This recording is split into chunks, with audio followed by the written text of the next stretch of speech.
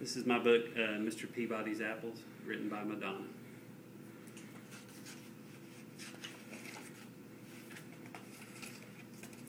This is the town of Happyville, where the story takes place. These are the boys playing baseball.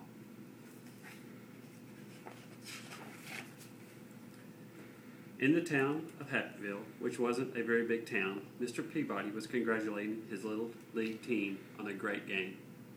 They had not won, but no one really cared because they had such a good time playing. Mr. Peabody was the history teacher at the local elementary school, and in the summertime he dedicated every Saturday to organizing baseball games with other schools. Billy Little, who wasn't a very big boy, was one of Mr. Peabody's students. He loved baseball more than anything, and he thought Mr. Peabody was the greatest. After each game, he would always stay to help pick up all the bats and balls. And when they were finished, Mr. Peabody would smile and say, "Thank you, Billy. Good job. I'll see you next Saturday."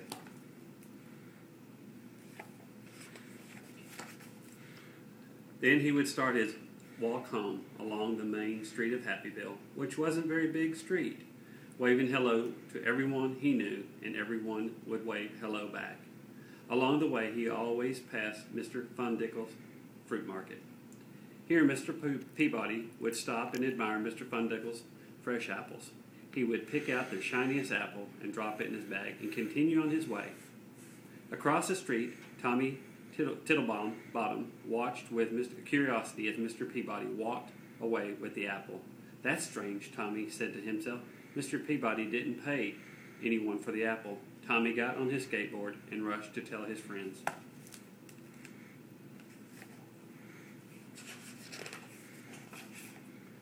The following day, Mr. Peabody's team played another game, and they lost as usual. But no one seemed to care because they had such a good time playing.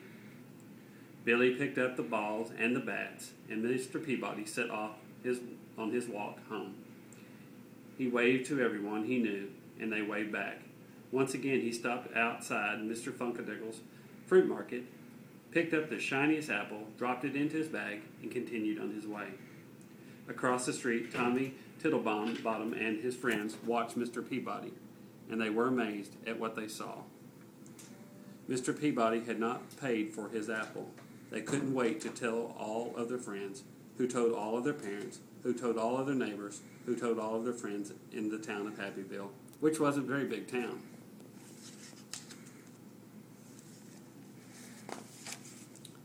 The Saturday after that, Mr. Peabody was standing all alone on the baseball field, wondering where everybody was. Then he saw Billy walking toward him with a sad look on his face. "Hello, Billy. I am glad you're here. But where is the rest of the team?" asked Mr. Peabody. Billy remained silent. "What is it, Billy?" he asked again. Billy didn't look up. "Everybody thinks you're a thief," he said to the ground. Mr. Peabody looked confused.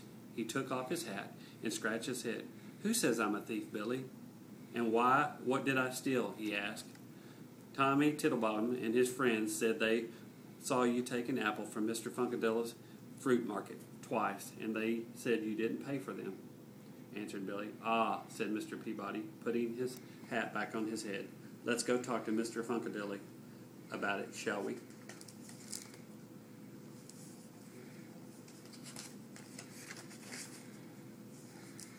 So him on the hill by himself talking to Mr. Peabody. They walked down the main street, which wasn't a very big street, and Mr. Peabody waved to all the people he knew, but now some of them did not wave back, and some pretended they did not even see him. They finally arrived at Mr. Funkadill's fruit market. Out popped Mr. Funkadilly, who said, "Hey, what are you doing here, Mr. Peabody? Why aren't you at the game?" "There wasn't a game today," said Mr. Peabody, "and I was wondering if I could take my apple earlier than usual." "Sure, why not?" replied Mr. Funkadilly. "You pay for them every Saturday morning when you pick up your milk. You can take them when you like.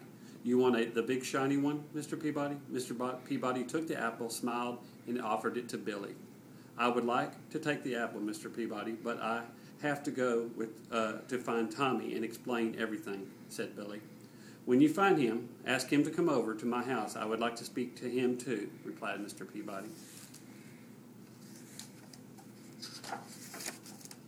A little while later, Billy found Tommy and told him what happened with the apples. He told Tommy that Mr. Peabody wanted to speak to him right away, so off Tommy ran, and when he arrived, he rang the doorbell, and Mr. Peabody came to the door. Then they looked at each other for a while. "Oh dear, Mr. Peabody," said Tommy on the doorstep, "I didn't understand. I should have not said what I said, but it looked like you hadn't paid for the apples." Mr. Peabody's eyebrows went up a little, and he felt a warm breeze blow across his face. "It doesn't matter what it looked like. What matters is the truth." Tommy looked down at his shoes and said, "I am so sorry.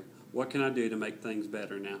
Mr. Peabody took a deep breath and looked up at the small cloud in the sky and said, "I tell you what, Tommy, meet me at the baseball diamond in 1 hour and bring a pillow stuffed with feathers." "Okay," said Tommy, who then ran off to his house to get a pillow.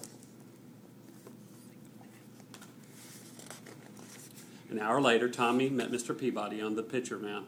"Hello, Tommy," said Mr. Peabody. "Follow me and bring your pillow." Tommy followed Mr. Peabody to the top of the bleachers, wondering what this was all about.